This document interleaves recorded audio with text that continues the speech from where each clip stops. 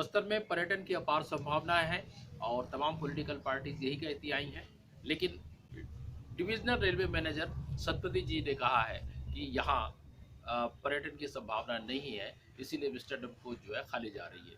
बात करते हैं गिरीश से।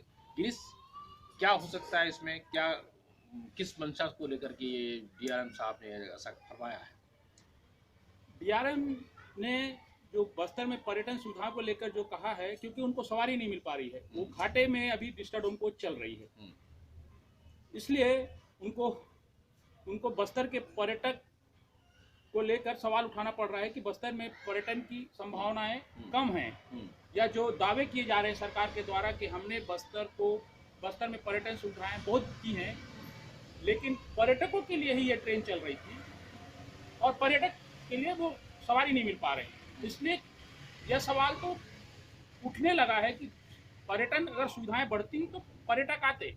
जैसे विस्टाडोम कोच विशाखापट्टनम से अरकू तक लंबे समय से चल रही है और वो ट्रेन वो सफल है, वहाँ पे सवारी मिल रही है। मतलब अरकू एक पर्यटन स्थल के तौर पर आंध्र प्रदेश सरकार ने विकसित कर लिया है, जिसको देखने के लिए पर्यटक आते हैं। लेकिन बस्तर, जिसको नेता स्विट्जरलैंड से भी बेहतर बताते हैं, लेकिन यहाँ पर वो सुविधाएं नहीं उपलब्ध करा पा रहे हैं पर्यटक को, जिसके चलते पर्यटक नहीं आ पा रहे हैं।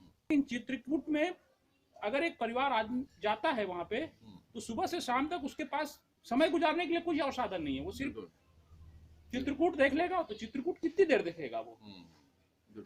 उसको नियाग्रा से तुलना करते हैं, लेकिन नियाग्रा के बारे में मैं जहां तक पढ़ा हूं कि नियाग्रा में अगर कोई जाता है तो उसके पास पर्याप्त दिन भर की संभावना है। वहां पे बच्चों के लिए अलग सुविधाएं हैं कि आप बच्चे के खेलने के लिए भी, बड़ों के लिए भी, मतलब वहां पे आपके पास पूरे दिन भर का प्रोग्राम होता है। और अपने बस्तर में जितने भी पर्यटन स्थल हैं, के बाथरूम भी नहीं। हाँ, हालत तो ये भी है कि बाथरूम तक नहीं है वहाँ पे, छाए की कोई व्यवस्था नहीं, कुछ नहीं है। कोई भी पर्यटक, चित्रकूट हो, तीरथगढ़ हो, है बहुत खूबसूरत, लेकिन पर्यटकों को वहाँ पे कोई सुविधाएं नहीं है। और ना ही घर स्थानीय पर्यटक भी जाएंगे 2 घंटा 3 घंटा में, उनको मजबूरी है वहाँ से आना पड़ेगा। तो पर्यटन स्थल में तो दिन भर की सुविधा होनी चाहिए। वैसे मैं इस बारे में बहुत लंबे समय से लिख भी रहा था कि बस्तर को एक भी पर्यटन स्थल को डेवलप नहीं कर पाए जिसको कहा जाए कि ये वर्ल्ड स्तर का पर्यटन स्थल बना दिए। छत्तीसगढ़ सरकार चित्रकूट को बहुत प्रयास किया, बहुत पैसा खर्चा करके बहुत लंबे समय से उसको एक पर्यटन स्थल के रूप में स्थापित करने की कोशिश में जुटी है, लेकिन अभी तक वह एक पर्यटन स्थल के रूप में स्थापित नहीं हो पाया है। यह जाते जरूर हैं, आना है वो एक अलग चीज है, लेकिन जो एक अच्छे पर्यटन स्थल के रूप में विकसित होना चाहिए वैसा विकसित नहीं हो पाया। तो विस्टाडोम कोच की बात करते हैं तो उसकी क्या संभावनाएं आप देखते हैं? क्या वो जारी रहेगी?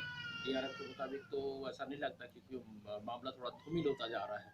अब वो सवारी नहीं मिलेगी तो घाटे के ज्यादा दिन तो मेरे को नहीं लगता, क्योंकि मोदी सरकार में घाटे का जो भी सौदा होता है उसको जल्दी ही खत्म कर दिया जाता है या बंद कर दिया जाता है। जैसे जगदलपुर एक्सप्रेस घाटे में चल रही थी, उसको बंद कर दिया गया। तो डीआरएम ने कहीं ना कहीं ये संकेत दिया कि अगर सवारी इसको नहीं मिल पाएगी तो हम ये कोच बंद भी कर सकते हैं। अब ये सवारी कैसे मिलेगी, कैसे नहीं मिल पाएगी, ये तो एक बड़ा सवाल है कि, लेकिन बस्तर के पर्यटन स्थल कितने विकसित हैं इसकी जांच के लिए ये विस्टाडोम कोच एक बेहतरीन उदाहरण था। हाँ, ये एक मापदंड था, क्योंकि ये पर्यटनों के लिए चलाई गई, पर्यटक के लिए चलाई गई। और वर्तमान में दिसंबर का महीना में बताया जाता है नए साल में बहुत पर्यटक आते हैं, तो निश्चित ही विस्टाडोम कोच का उनको उपयोग करना चाहिए के लाइन में, क्योंकि ये लाइन भी बहुत खूबसूरत है, लेकिन फिर भी सवारी नहीं मिल पा रही है। तो निश्चित ही कहीं ना कहीं सरकारी दावे की पोल डीआरएम खोल रहे हैं कि पर्यटन की पर्याप्त सुविधाएं अरकू टाइप की नहीं है। एक भी पर्यटन स्थल अभी कहा जाए कि वर्ल्ड क्लास पर्यटन स्थल हमने बनाया है तो नहीं बनाया, लेकिन मैदान के बारे में जरूर कहते रहते हैं कि हमने स्विमिंग पूल अंतर्राष्ट्रीय स्तर का बनाया, खेल मैदान अंतर्राष्ट्रीय स्तर बनाया, लेकिन एक पर्यटन स्थल को अंतर्राष्ट्रीय स्तर का नहीं बना पाया। नहीं, कहने के तो हमारे पास मिनी नियाग्रा है। हाँ। मिनी नियाग्रा फॉल है, हाँ। है ना, जहाँ पर बीबीसी ने भी फीचर किया था, हाँ। अपने एक समाचार में। लेकिन वो अलग बात है। गर्मियों में खास तौर पर बताऊं, चित्रकूट और तीरथगढ़ दोनों की हालत बहुत ऐसी हो जाती है जैसे पत्थरों का ढांचा है। हाँ। इसमें हमारे जो कर्मठ जुझारू नेता ध्यान दे तो शायद इसे पर्यटन पर कुछ और काम हो सके। हाँ, ये भी एक बड़ा है कि नियाग्रा चित्रकूट को बोला जो जाता है कि नियाग्रा है, तो हकीकत में बहुत खूबसूरत है, लेकिन उसके पानी को दोहन करने के लिए भी चित्रकूट के ऊपर बहुत सारे डैम बना दिए बिल्कुल। गए। गर्मियों में ली गई चित्रकूट की ये तस्वीर आप देखिएगा, इसमें बिल्कुल ये पत्थरों का ढांचा नजर आ रहा है। मार्च के दरमियान ये तस्वीर खींची गई है। तो इसीलिए वो पर्यटन पूरा पानी भी नहीं आ पाता है, तो पानी गर्मी में या साल गुजरने के बाद, नए साल में के बाद धीरे धीरे वो पानी कमी आ जाती है। और किसी भी जलप्रपात की खूबसूरती उसकी पानी ही है। बिल्कुल बिल्कुल। अगर वो पानी कम हो गया तो जलप्रपात की खूबसूरती गायब हो गई। ये तो सोचने की बात है। आगे देखते हैं हमारे जो नेता अभिनेता हैं वो इस पर क्या विचार करते हैं, लेकिन इतना जरूर ध्यान रखें सतपति जी कि हमारे यहाँ जो है मिनी नियाग्रा फॉल है, बीबीसी ने भी इसे फीचर किया है और सैकड़ों की तादाद में, जैसा कि पर्यटन विभाग बताता है कि प्रतिवर्ष लोग इस बस्तर को निहारने आते हैं। अगली बार किसी अन्य मुद्दे के साथ गिरीश से फिर मुलाकात।